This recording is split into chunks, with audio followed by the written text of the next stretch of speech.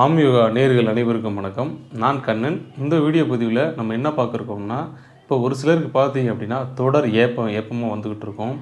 ஆ ஆ ஆ அப்படின்னு சவுண்டு போட்டுகிட்டே இருப்பாங்க. அதற்கான காரணம் என்ன, அதை எப்படி எளிமையான முறையில் சரி செஞ்சுக்கிறது அப்படிங்கிறத பற்றி தான் இந்த வீடியோ பதிவில் ரொம்ப எளிமையான முறையில் எனக்கு தெரிஞ்ச வகையில் பார்க்க இருக்கிறோம். சரி வாங்க, கொஞ்சம் கூட தாமதிக்காமல் வீடியோக்குள்ளே போகலாம்.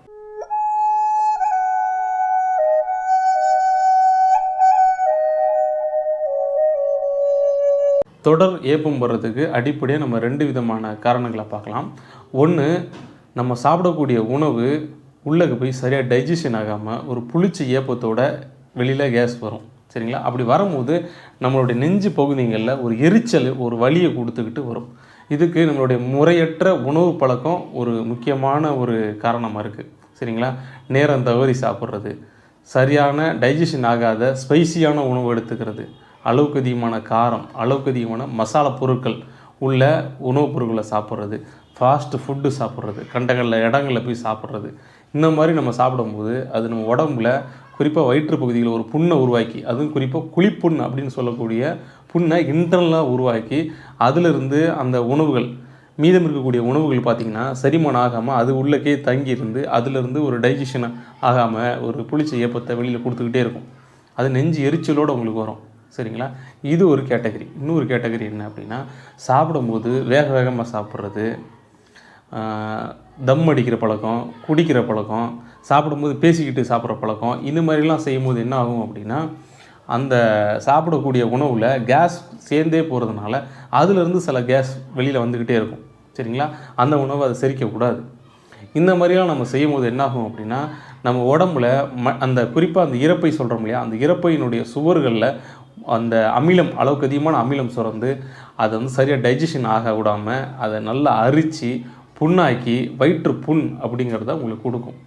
அந்த வயிற்று புண் சரி ஆகாத வரைக்கும் உங்களுக்கு இந்த வயிற்று உப்புசம், வயிறு வீங்கின மாதிரி இருக்கும்.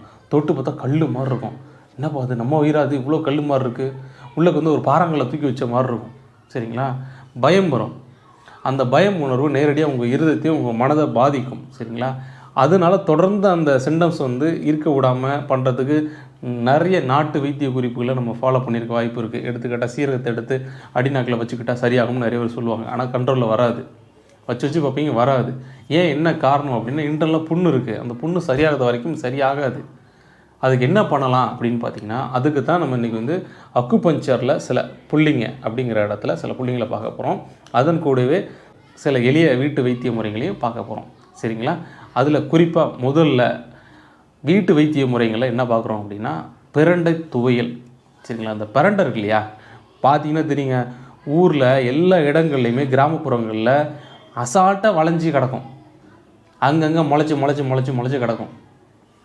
கார்பன் அழிக்கிறதுல பிரண்டையோட ஒரு பொருள் சிறந்த பொருள் கிடையாதுங்க.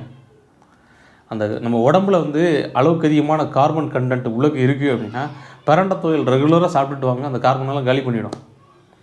அருமையான ஒரு பொருளுங்க. இந்த பிரண்டை துவையல் இன்றளவும் இப்போ வீட்டில் இந்த கிராமப்புறங்களில் இருக்கக்கூடிய பெரியவங்களாம் போய் பாருங்களேன், சாப்பிடுவாங்க.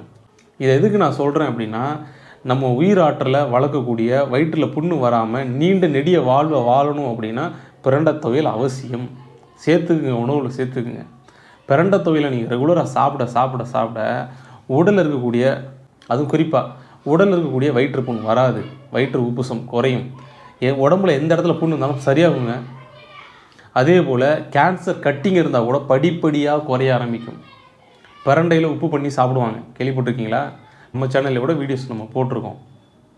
ஸோ அவசியம் பிரண்டை துவையல் சாப்பிடுங்க. அது எப்படி பண்ணுறது அப்படிங்கிற இடத்துல வேணும்னா நம்ம அடுத்த ஒரு வீடியோ பதிவில் நிச்சயம் பதிவிடுறோம். சரிங்களா? அதற்கு அடுத்து மணத்தக்காளி கீரை, கேள்விப்பட்டிருக்கீங்களா? அந்த மணத்தக்காளியை நல்லா வாங்கி வீட்டில் சமைச்சு சாப்பிட்டீங்க அப்படின்னா, அதை கீரையாக வச்சு கீரைங்களோட சேர்த்து சாப்பிட்லாம். இதை கூட்டு முறைகளை நீங்கள் பண்ணி சாப்பிட்லாம். என்ன மெத்தடில் வேணால் சாப்பிட்லாங்க. ஆனால் சாப்பிட்டிங்கன்னா வயிற்று புண்ணை ஆற்றும். சரிங்களா? அதற்கு அடுத்து என்ன பண்ணலாம் அப்படின்னா, தேங்காய் பால். இந்த தேங்காய் பால் நம்மளுடைய வயிற்று புண்ணை ஆற்றுங்க. அந்த தேங்காய் பாலை தொடர்ந்து நீங்கள் சாப்பிட்டு வந்தீங்க அப்படின்னா வயிற்றில் இருக்கக்கூடிய புண்ணு வராது. சரிங்களா? ஆனால் அந்த தேங்காய் பாலை நீங்கள் சாப்பிடும்போது முடிஞ்ச வரைக்கும் எண்ணெய் பலகாரங்களோட சேர்த்து பொரித்து அந்த மாதிரி பயன்படுத்தாதீங்க. முடிஞ்ச வரைக்கும் தனியாக பயன்படுத்துங்க.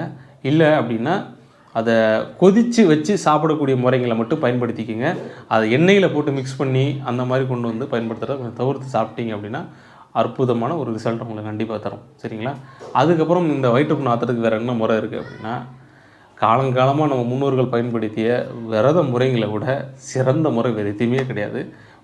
விரதத்தை கடைபிடிங்க, ரொம்ப அற்புதமாக வேலை செய்யும். அதுலேயும் குறிப்பாக ஏகாதசி அன்னைக்கு நீங்கள் விரதம் இருந்தீங்க அப்படின்னா வயிற்றுப்புண்ணை சூப்பராக ஆற்றுங்க. எதுக்கு குறிப்பாக இந்த ஏகாதசி அன்னைக்கு நான் சொல்கிறேன் அப்படின்னா, அன்றைக்கி நம்ம உயிர் ஆற்றலோட இயக்கம் முழுக்க வயிற்றில் தான் இருக்கும். அன்றைக்கி நீங்கள் விரதம் இருந்தீங்க அப்படின்னா வெயிட் லாஸ், அளவுக்கு அதிகமான ஒபிசிட்டி இருக்கவங்களுக்கு வெயிட் லாஸ் ஆகும். அதே சமயம் உங்கள் வயிற்றுப்புண்ணும் மாறும் அப்படிங்கிறத புரிஞ்சுக்குங்க. சரிங்களா? இதுக்கான அக்குபஞ்சர் புள்ளிங்க என்ன அப்படிங்கிறத நீங்கள் பார்க்கும்போது 2-12 நான் ஸ்லைடு வரிசையாக போடுறேன். அதே சமயம் வீடியோ பேசி முடிச்சதுக்கப்புறம் கடைசியிலையும் வரும், பார்த்துக்குங்க. ஏன்னா ஸ்கிப் பண்ணி பார்க்குறதுக்கு சில பேருக்கு வந்து பார்க்குறதுக்கு கஷ்டமாக இருக்குன்னு சொன்னாங்க.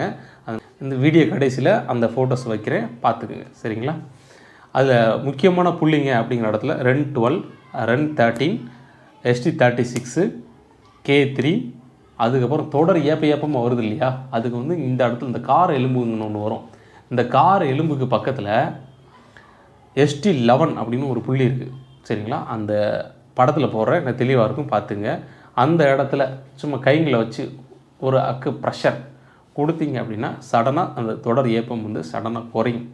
அதன் கூட இப்போ நான் சொன்ன புள்ளிங்களை K3, ST36, 2-12, 13, சரிங்களா, UB21 பேக்ஷன் அலாரம் பாயிண்ட் கூட பயன்படுத்திக்கலாம். நான் இப்போ சொன்ன இந்த அக்குபஞ்சர் புள்ளிங்களை நீங்கள் ஒரே நேரத்தில் தூண்டணும். ஒரே நேரத்தில் நான் எப்படி தூண்டுறது அப்படின்னா, முதல்ல வயிற்றில் நல்லா மசாஜ் கொடுங்க. அதுக்கப்புறம் பேக்ஷன் அலாரம் பாயிண்ட்டை முடிஞ்சால் நீங்கள் தூண்டுங்க, இல்லைனா வேறு யாராவது ஒருத்தவங்களை தூண்டு சொல்லுங்கள். அதே சமயம் ST36 காலுங்களில் முட்டிச்சிப்பி கீழே தான் இருக்குது, நல்லா தேய்ச்சி கொடுங்க. ஒரே அக்குபஞ்சர் பாயிண்ட்டை திரும்ப சொல்கிறேன்னு நினைக்காதீங்க. ஒவ்வொரு கண்டிஷனுக்கு ஏற்ற மாதிரி நமக்கு அது தேவைப்படும் போது நம்ம அதை பயன்படுத்திக்கிறோம். சரிங்களா? அந்த இடங்களை திரும்ப நீங்கள் தேய்ச்சி கொடுக்கும்போது அதனுடைய இயக்கம் பலம் பெறும் அப்படிங்கிறத புரிஞ்சுக்குங்க. சரிங்களா? இப்போ நான் சொன்ன விஷயங்களை நீங்கள் ரெகுலராக ஃபாலோ பண்ணி வந்தீங்க அப்படின்னா தொடர் ஏப்பம் வராது, வயிற்றுப்புண் வராது, வயிறு சார்ந்த எந்த ஒரு பிரச்சனையும் உங்களுக்கு வரவே வராது. சரிங்களா? அதுலேயும் குறிப்பாக வயிறு உப்பசம் வரவே வராது. சரிங்களா? இந்த விஷயங்களை நீங்கள் உங்கள் வீட்டில் ட்ரை பண்ணி பார்த்துட்டு அதனுடைய ஃபீட்பேக் என்ன அப்படிங்கிறத எனக்கு சொல்லுங்கள். அடுத்த ஒரு நல்ல வீடியோ பதிவில் நான் உங்களை சந்திக்கிற வரைக்கும் உங்களிடம் விடைபெறுவது நான் கண்ணன். வீடியோ பார்த்ததுக்கு ரொம்பவே நன்றி.